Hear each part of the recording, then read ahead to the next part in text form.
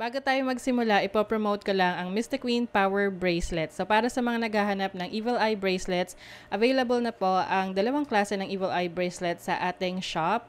So meron tayong Selenite Evil Eye at Obsidian Evil Eye Bracelet. So parehas lang merong protection and cleansing properties. Ang kaibahan nga lang is ang Selenite is nagre-recharge rin siya ng mga crystals and semi-precious stones na kasama niya. So pwedeng isuot nyo to alongside with other bracelets and i-recharge din niya yon. Ayan. And marami rin tayong iba pang mga bracelets dito for protection and also for healing, attraction ng money, love, and prosperity. Ayan. So, lahat po yan nasa aking online shop. Pakicheck nyo na lang po. Lahat ng link ay nasa description. Happy shopping!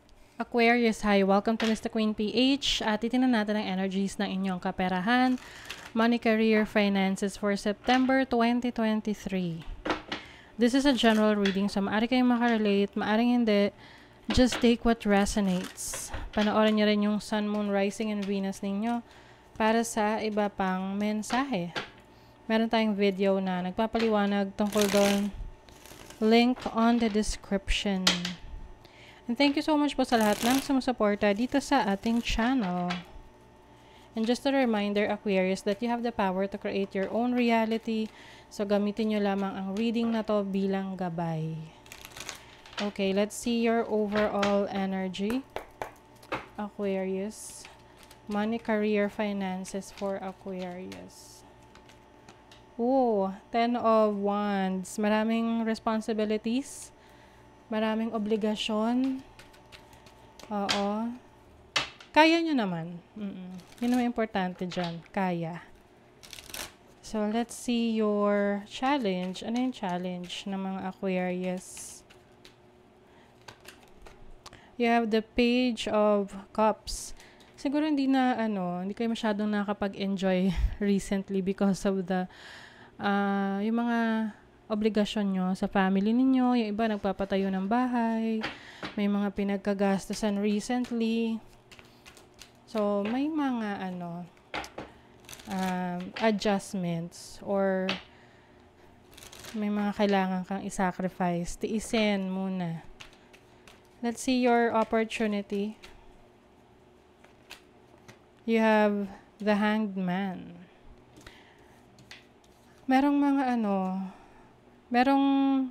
seeing this as a blessing in disguise, Aquarius, na may mga bagay na pwedeng hindi nyo pa makukuha ngayong September.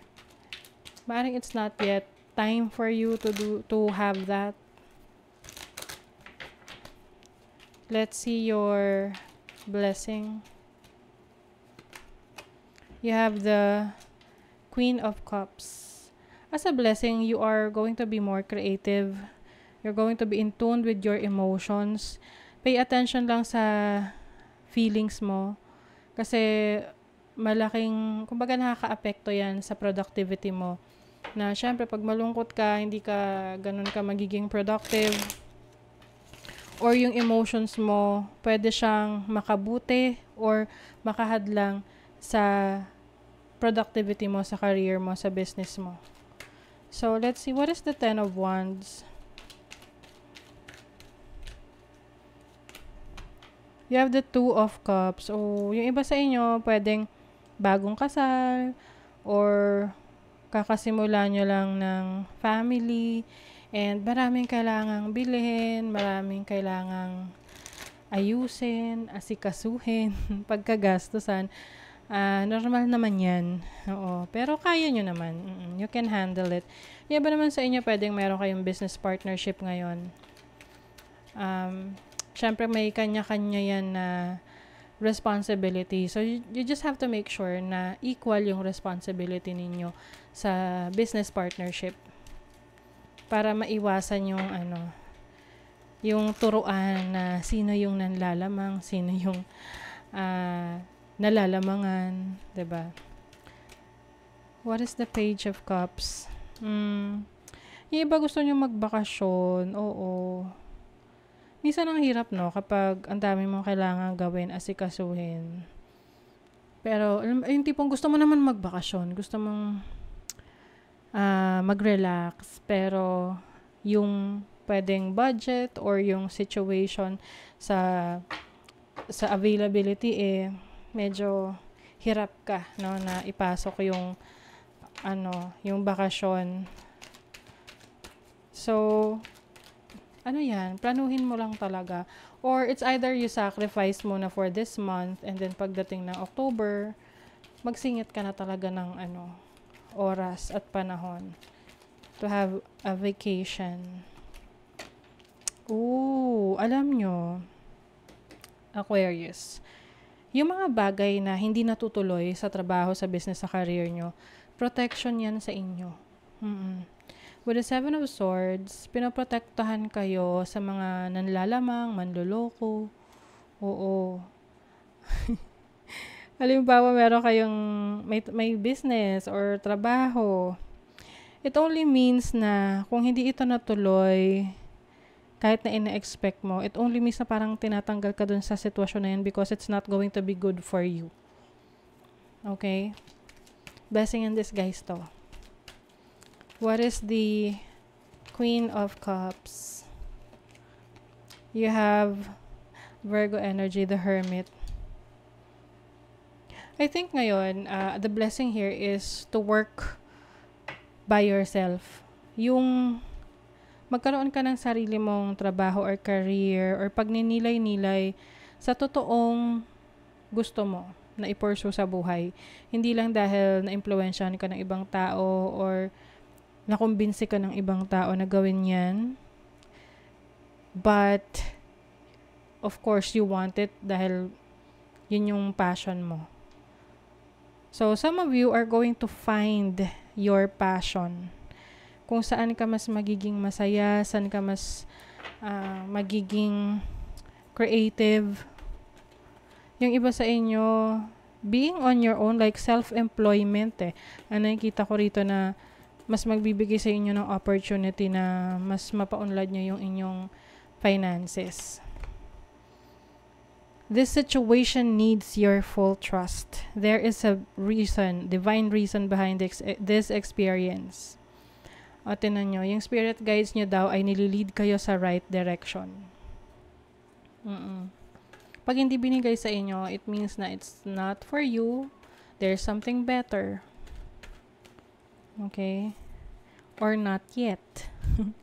Mainstream, it's time to be seen and show your talent to the world. Ayan na, ilabas nyo na daw yung talents nyo. Yung abilities nyo, yung skills nyo. And yung iba naman sa inyo, kung meron kayong business online, mas makakuha to ng attention ngayong September. So, syempre, gagawa rin kayo ng opportunity or gagawa rin kayo ng paraan para mas mai-market ninyo yung business ninyo or yung platform ninyo, no? Para mas makita kayo ng mundo. O meron daw upgrade ng inyong career. Yung iba, meron kayong, you are stepping into a new position, no? Leadership role. Kaya siguro yung iba, parang ang bigat ng pakiramdam nyo kasi pag leader ka na, mas marami ring responsibility. 'Di ba? Great power comes great responsibility. There are some resources that you have overlooked that would help you resolve your financial issues. Someone is willing to help you to recover. Oo. Kung meron ka mga naging challenges sa finances mo, someone is willing to help you. Or kung ikaw naman tong mas nakakaangat, mas mabibless ka kapag willing ka rin na tumulong sa iba. Emotional healing. Yep. You are healing from the past, no? Something na nakapagpasama ng loob mo related sa trabaho mo, sa business mo. It's time for you to let that go and focus on your goal.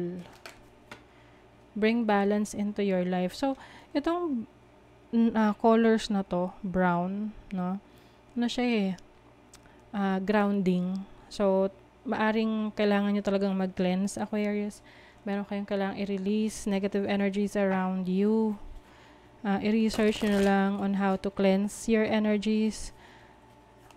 Number 1 na i-recommend ko dyan is salt bath, or of course grounding, literal pupunta ka sa lupa, sa lupa. Aapa ka sa grass, you will hug a tree. So that's a way to release the negative energies. Everyone is on their own journey. How can you focus more on your own path? Yes. So ngayong September, you will focus on yung sarili mong path, hindi path ng iba, hindi yung path na gusto ng iba para sa'yo. Yun talagang gusto mo. Okay? So that is your reading, Aquarius. Kung nagustuhan nyo ito, naka-resonate kayo, mag-comment kayo dyan, like, share, subscribe, para lagi kayong updated sa ating mga readings. Thank you so much, Aquarius. See you again.